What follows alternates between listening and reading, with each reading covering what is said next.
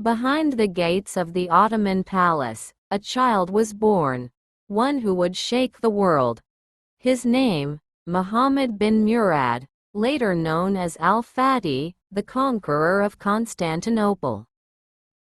But in his youth, he was far from obedient, spoiled, stubborn, and dismissive of every teacher sent his way.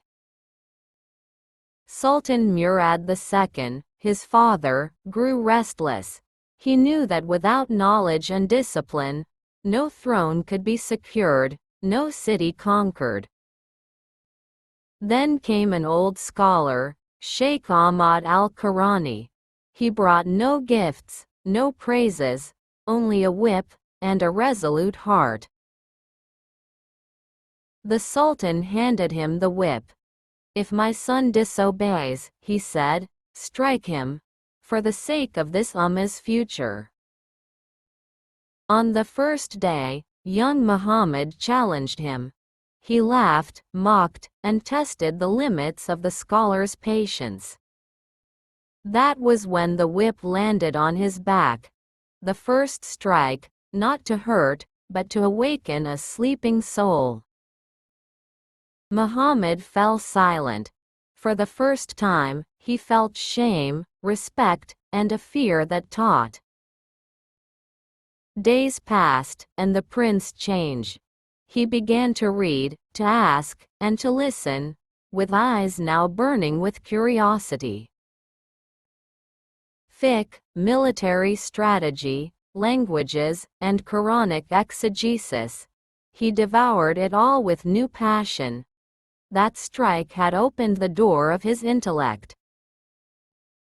Years passed. Muhammad grew into a wise and pious young man. But one day, he was struck again, this time, by another teacher. Sheikh Aq Shamsuddin, his spiritual guide, hit him without any apparent reason. Muhammad was shocked, but said nothing. He simply bowed and accepted it. Time moved on. Muhammad became sultan. He ruled with justice, with knowledge, and with courage. But one question lingered in his mind. Why did my teacher strike me when I had done no wrong? He waited for the right moment, and when age had softened both their hearts, he asked his teacher with reverence. Sheikh Aq Shamsuddin smiled gently and replied, "I struck you so you'd taste the bitterness of injustice.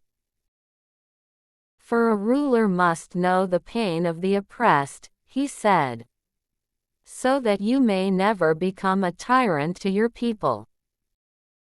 Muhammad fell silent.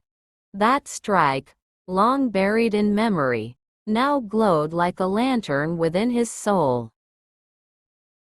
He wept, not from pain, but from understanding that true leadership wears the crown of justice and humility. And as he led his army to the gates of Constantinople, he brought not only the sword, but the wisdom of 2 strikes. Walls crumbled, cities fell, and history changed. But the greatest conquest wasn't of a city, it was of the self. Muhammad Al-Fatih was not just a conqueror of lands. He conquered his ego, his desires, and the temptation of tyranny.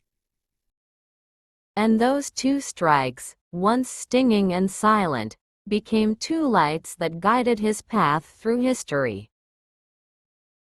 For sometimes, to forge a great leader, what's needed is not praise, but a strike filled with love and wisdom. Thanks for watching. Please subscribe for more history.